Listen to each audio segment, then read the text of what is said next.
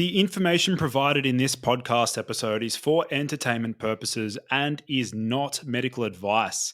If you have any questions about your health, contact a medical professional. This content is strictly the opinions of Lucas Aoun and is for informational and entertainment purposes only. The references, claims, and scientific information linked to any products are only applicable to those listeners who are based in the US. If you are outside the US, this information does not apply to you. It is not intended to provide medical advice or to take the place of medical advice or treatment from a personal physician. All viewers of this content are advised to consult with their doctors or qualified health professionals regarding specific health questions. Thank you for listening to the Boost Your Biology podcast. My name is Lucas Aoun. I uncover the most cutting-edge health information on the planet, ranging from hormones, nutrition, supplementation, fat loss, biohacking, longevity, wellness, and a whole lot more. Welcome to the Boost Your Biology podcast. Here are 5 supplements that can immediately boost dopamine that you can feel within 10 to 20 minutes after dosing. What I'm going to do is take a look at some powerful dopaminergic supplements and nootropics that can dramatically increase mood, motivation, and energy levels and increase a lot of the associated effects that we see with increasing dopamine. So before we get into 5 key supplements that can immediately boost dopamine, first of all, let's take a look at the key functions of dopamine in the brain and body. So number 1 is within the mesocortical pathway, dopamine can affect cognition, memory, attention, emotional behavior, and also learning.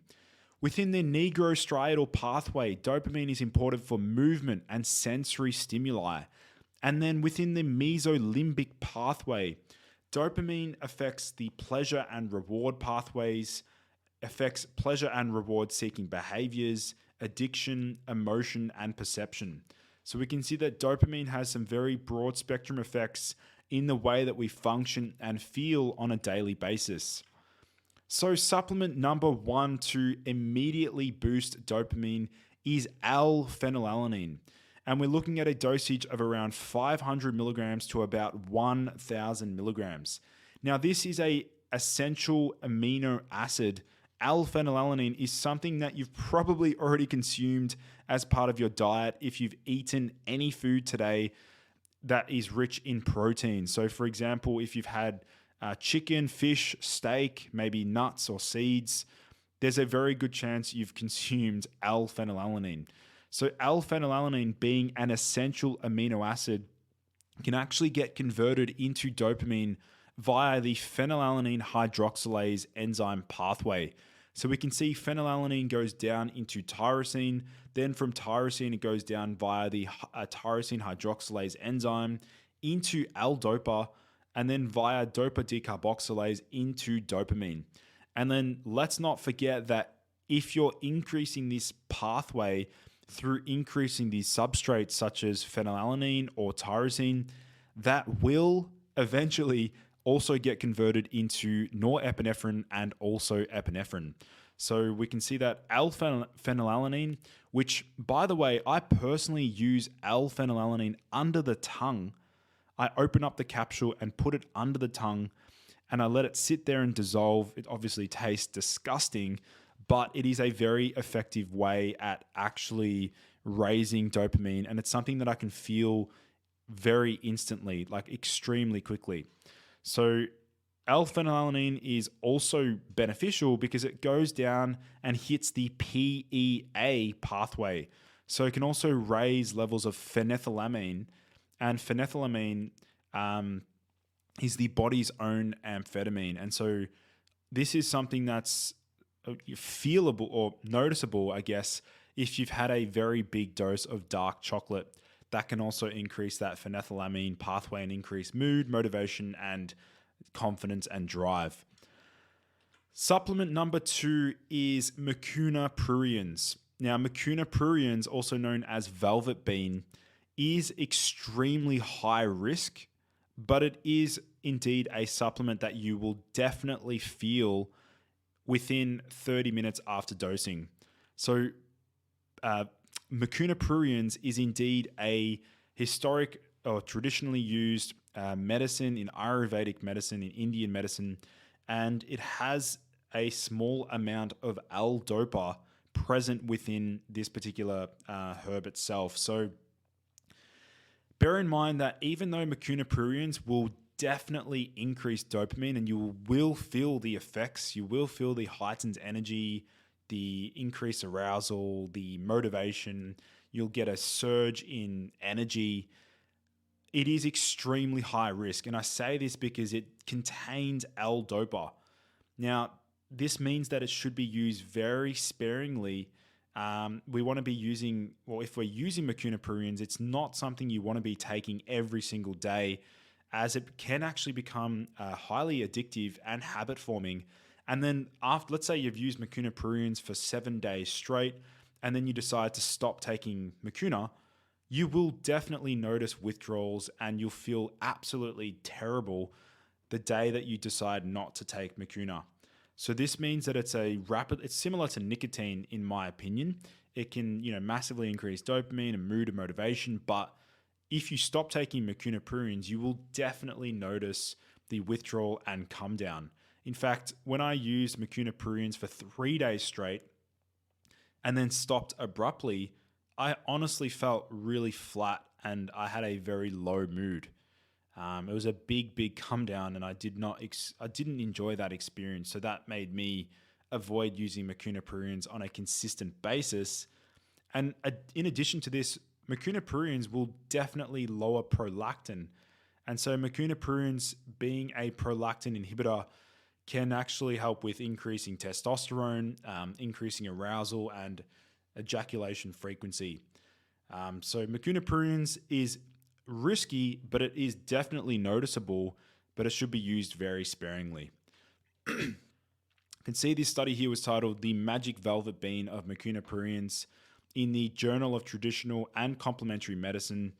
You can see in this particular study, they praise this particular herb as magical and a herb that can help with many mental disorders. Now, it's important to note that Mucuna doesn't provide the body with dopamine directly. It's the L-DOPA in Mucuna pruriens that supports the natural production of dopamine in the brain and in the nervous system. But unlike dopamine, L-DOPA actually passes through the blood-brain barrier into the central nervous system where it can be converted into dopamine. So this is something I really want to highlight and identify and explain to you guys. It's not that simple to just take dopamine. You can't just take dopamine and then, hope that you get a dopaminergic boost from it. Dopamine will be degraded and it will break down in the stomach acid. It's not bioavailable. And that's why we need to be using these precursors, these building blocks to dopamine. So that's really important to note. Supplement number 3 is 9-methyl-beta-carboline, or 9-MBC. Now, 9-MBC stands for 9-methyl-beta-carboline, and 9-MBC is a nootropic agent and research chemical with a pronounced action on the brain with multifaceted applications. But unlike other nootropics, 9-MBC has long-lasting effects in the brain. Although it is subjectively felt acutely, it works via upgrading the infrastructure for dopamine and neurovascular functioning to support cognitive enhancement. So how was it discovered? Well, 9-MBC was first identified as a potential neuroprotective agent in 2008 by researchers in Germany, although there were studies conducted on this compound many years prior. It was initially found to be of interest due to its ability to upregulate tyrosine hydroxylase, the enzyme responsible for converting the amino acid L-tyrosine into the dopamine precursor L-DOPA, and thus create more dopamine in the brain. So here's an anecdotal report of 9-MBC. This guy said, overall 9-MBC has been calming, though very subtle. I also believe that it has increased my ability to focus on tasks. This is also very subtle and you have to take notice to it. I can also report that my anxiety is also down. Once again, subtle, and I have not used stimulants or abused drugs, so I cannot comment on that. There was no change to my ability to drink caffeine. I drink my regular 2 to 3 cups of coffee without any impact. So libido. Looking over the 30 days, my libido has seen a sizable increase. I think I'm going from 10 milligrams to 20 milligrams. I saw the biggest jump in libido. I think a lot more about sex now. I also want to engage in it more often. Went from 1 to 2 times a week to wanting it most days. Overall, I will note a positive change there. Side effects, nothing to note here. No GI or headaches. So this next user also said, I've been using 15 to 30 milligrams once a day in the mornings for only a week now. And my 40 milligrams of Vivance dosage is back at full throttle. The magic is back. I'm literally back at stage 1 of amphetamine, the drug you love to hate. It's as if I took it for the first time, and honestly, I think I'd prefer dropping to 20 milligrams now. I used to take 80 to 160 milligrams of Vivance for a while too, so I can attest to the fact that 9-MeBC works. It's very easy to source online and has solid nootropic benefits too. If I were to rank effectiveness on tolerance, reversal, and repairing subjective damage from continued amphetamine usage, it would go number 1, 9-MBC, number 2, bromantine, number 3, BPC 157, then the rest. Highly recommended. This stuff instantly erases withdrawals and reverses tolerance. What more could you ask for? So here are the key features of 9-MBC. 9-MBC has a direct influence on the dopamine system, specifically targeting dopamine neuronal health via number 1, stimulation, protection, regeneration, restoration, repair, and revitalization. So the key 6 areas in which 9-MBC really works on are stimulation, protection, regeneration, restoration, repair, and revitalization. Supplement number 4, uridine monophosphate. Uridine monophosphate is definitely a supplement that you will notice within 20 minutes after dosing sublingually. Now, uridine monophosphate will be linked in the video description below if you do want to trial and experiment with uridine monophosphate.